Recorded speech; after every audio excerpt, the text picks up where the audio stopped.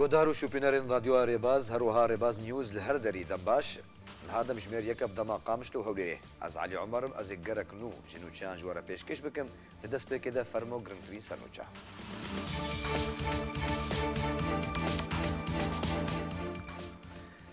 گروپەکە چەکدارên li Efrînê dimînin welatiyên hejmarek gundên Kurdan ji gundê wan derdixin û mal û milkên wan talan dikin derbarî wê yekê rêxistina mafê mirovan li Efrînê daxuyaniyek belav kir. Dêra Marcercis ya Siryaniyên Ersûzek li parêzgeha Hesekê eşkere dike ku rêkeftinek di navbera wan û PYD de çêbûye û di hemû dibistanên bi ser dêrê ve bênevekirin. Lê seranserî Sûriyê 235 kes hatine kuştin. Wezîrê Derveyê Îranê gehişte Şama paytexta Sûriyê û tê pêşbînîkirin ku çarelvîsa Idlibê dê were guftugû kirin. Dem baş. Rêxistina mafê mirovan li Efrînê daxuyaniyek belav kir û têda got ku grûpeke çekdar ji grûpên ku li Efrînê dimînin welatiyên hejmarek gundên Kurdan ji gundên wan derdixe û mal û milkên wan talan dike.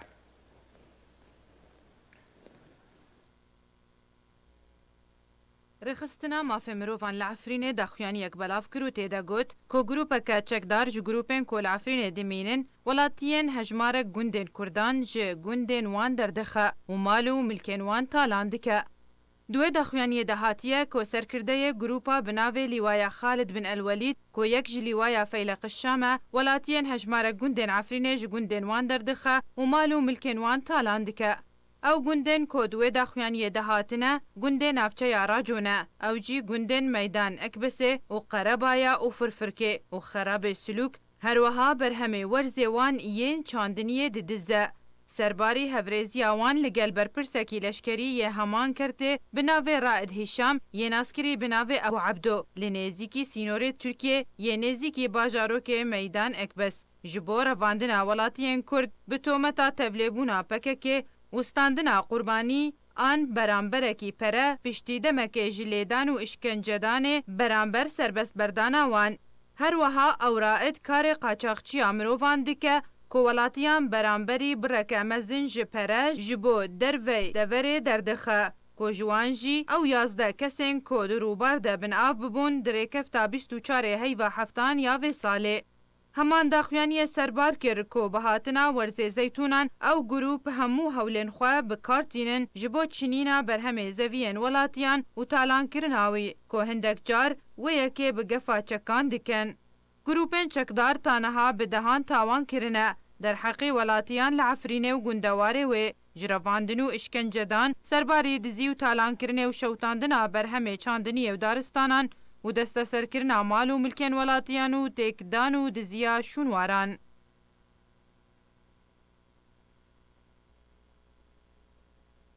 Marcercis ya Siryaniyên Ersûzek li parêzgeha Hesekê li Rojavayê Kurdistanê welatiyên Hesekê agahdar kirin ku ew gehiştna rêkeftinekê di navbera wan û PYD de di encamê de dê hemû dibistanên bi ser dêran ve li wê parêzgehê wernevekirin.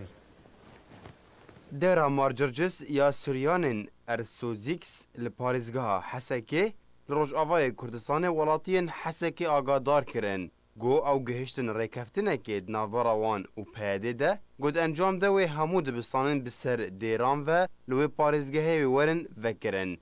Li gorî wê rêkeftinê wê di rêkefta dehê heyvanehan ji sala xwendinê ya 2018-2019 dest pê bike û ew dibistan di heman rêkeftê de wê dest bi karê xwe bikin wekû her sal. Roja 28 Tebaxa 2018 hêzeke esayîşa PYD biyaweriya çekdarina sotor û yên xiristiyanî li gel hejmareke serkirdeyên xiristiyaniyên nêzîkî PYD dibistana El Huriye dorpêç kiribûn û daxwaz ji rêveberiya dibistanê kiribûn got kilîtên dibistanê radistî wan bikin. Lê rêveberiya wê dibistanê razî nebûbû. Piştî yek demjimêrî wê hêza heveş ya Sotoro û PYD kilîtên dibistanê guhertibûn û hemû kadir û karmendin li wê dibistanê derkiribûn. Derdora demjimêr yek û nîv piştî nîvro li ser dergehê dibistanê bi Siryanî nivîsandin dibistana El Huriye ya seretayî û Amedeyî. Ew kiryara hevbeş ya çekdarên Sotor û esayîşa PYD bû cihê nerazîbûna xiristiyanên deverê û li texa Alwista ya bajarê Qamişlo xwenîşandanek li dijî wê yekê hatibû li derxistin. تێده ئالا رژیمê û banga vegera desthilata rejîmê bo seranserî bajarê Qamişlo herwiha slogana yeka yeke gelê Sûriyeyeke hatibûn bilindkirin. Lê çekdarên Sotoro gule li ser wê xwenîşandanê re berdabûn. Xwenîşandaran xwenîşandana xwe berdewam kirin û kilîtên dibistanên El Emel Mar Efram, Mar Gebreîl kişikandin û li hindirê kenîseya El Ezra mangirtinek li darxistibûn.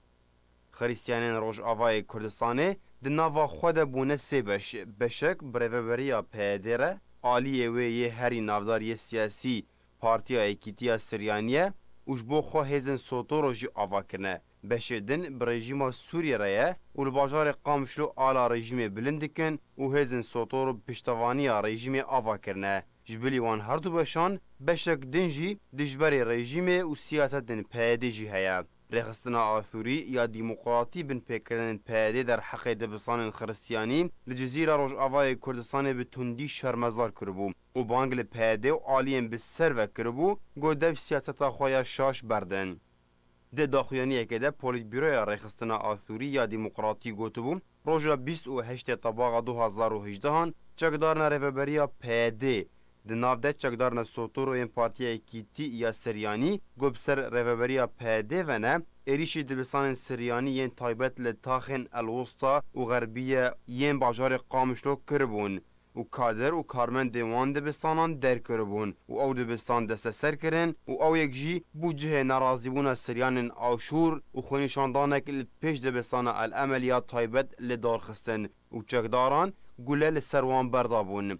Polîtbîroya Rêxistina Asûrî ew bin pêkirin şermezar kiribûn û bi hovane binav kir û bang li rêveberiya PYD kir got dev ji rêbaza xwe ya got xizmeta tu aliyan nake berde û got ew siyasetên gotbûne sedem got gelek malbat beriv parêzgehên din ve biçin yan koçber bibin ji bo xwendina zarokên xwe.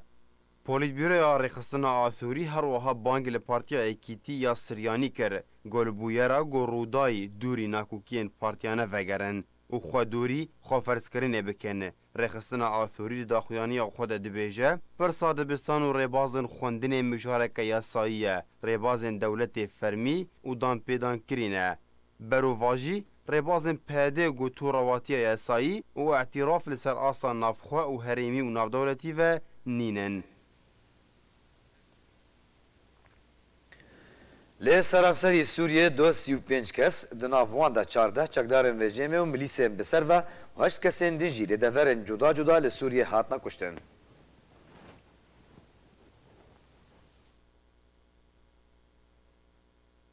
Lê seranserî Sûriyê 25 kes di nav wan de 14 çekdarên rejîmê, milîsên bi ser ve û 8 kesên din jî lê deverên cuda cuda li Sûriyê hatine kuştin. Rewangeha Sûrî ya mafê mirovan belav kir. Ku du kes roja şemiyê lê şehîdên şoreşa Sûriyê zêde bûn. Li parêzgeha Idlibê jî jineke ducanî û zarokeke wê di encama topbarankirina hin deveran lê gundewarên Cisr Şeğûr ji aliyê rejîma Esed ve şehîd bûn. Rewangeha Sûrî ya mafê mirovan di raportekê de derbarê encamên şer li Sûriyê belav kir ku endamekî rêxistina Daişa terorîst li kêlekên gundê Ebrîha yê li rojhilatî gundewarê Dêra Zorê kuştî hat dîtin û şûnmayên eşkenceyê li ser laşê wî xuyana serbarî cihê guleyekê di piştê de herwiha ew çekdar bi xwe jî jê wî gundiya û beryanha jî derbarê rewşa xwe rêkeftinek li gel Qesedê kiribû lê Qesedê lê qulubtin û ew kuştin. Rewangeha Sûrî got jî ku du çekdarên hêzên Sûriya Demokratîk ya ser bi PYD ve jî lê bajarê Tebqay ya ser bi Reqa Sûrî ve hatine kuştin. Her li gorî rewangehê du çekdarên din jî ku guman heye ew çekdar yên desteya Tehrîr eş-Şam bin li devera Gilas li rojhilatî gundewarê Idlibê rastî avêtina guleyan ji hin aliyên nenasve hatin di encamê de hatine terorkirin. Serbarî ku çekdarekî din di encama teqîna mayînekê de di ber otomobîleke ser bi hêzên Sûriya Demokratîk ve li devera Ebu Hemmam li rojhilatî Dêra Zorê jana xwe ji dest da. Her li Sûriyê û li gorî rewangeha Sûriya mafê mirovan di encamên topbarana esmanî û bejayî şer û pevçûnên di navbera rejîma Esed û rêxistina Daişa terorîst de heft çekdarên Daişê li badiyaya gundewarên Şamê hatine kuştin. Beramberî 14 çekdarên rejîmê ku di encama şerê di navbera rejîm û Daişê de hatine kuştin. سرباری کشتنا 6 چکدارên rexistina Daişa terorîst jê regeznamayên biyanî li cihên ku lê dimînin li Sûriyê bi topbarana balafirên rejimê li hejmarek deverên cuda cuda li Sûriyê.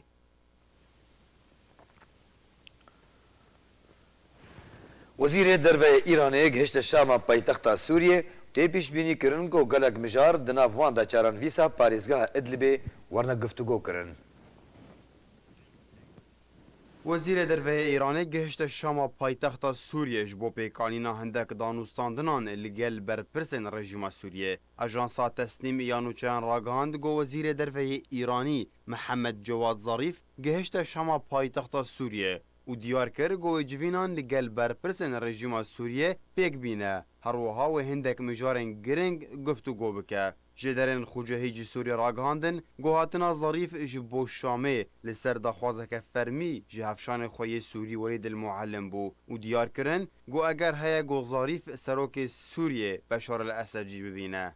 روزنامه الوطن یا نزیکی رژیم سوری راگهاند گو سردان ظریف گریدای آمده کارین گو رژیم سوریه و حوالبندن ویدکن جبو وگراندنا پاریزگاه ادلبه. همان روزنامه اشکره کر گو اف سردان تی بریالوت که ولاتین گرانتیدار ج اسیتانا را گوید هفته و مهده لإیران وره درخستن تشبینی کرن گوی بگهن لحوهاتنه که درباره پاریزگاه ادلبه. بریا چند روزه کی وزیر بروانیا ایران گهشت بو سوریه و گلک جوین پیک آنی بون هر وها لگل هفشان خوی سوری ریکفتنک بروانی امزه کرده بو. اوه دمکه و رژیم سوریه آمده کارین خواه جبو شر ادلبه دکه گو او داویترین پارزگه دبن دسته چکدارین اپوزیسیون سوریه ده و تی پیشبینی کرن گرده مکه نزدیک ده و او شر دست بکه.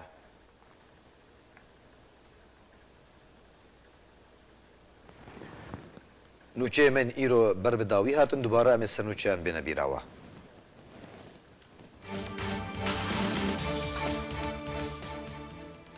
داخیانیه که در رخصنا مافی مروفان لعفرینه اشکرت که کو گروپا کچکدارن لعفرین دمینن ولاتین هجمارک گوندین کردان جو گوندین وان دردخن و مالو ملکین وان تالان دکن. دیرا مارجرجس یا سریانین ارسو زکل پارزگاه حسکه اشکرت که کوری کفتنک دنا ورا وانو پیده ده چه بویا ده حمود بستانن سریانیان وبن. لی سراسری سوریه 235 کس هاتنه کشتن. وزیر درve ایرانی گهشت شام پایتخت سوریه ته پیشبینی کرن کوچاران ویسا ادلب ده وره گفتگو کرن. نوچین ما بداوی هاتن هر شاد و بختور بن.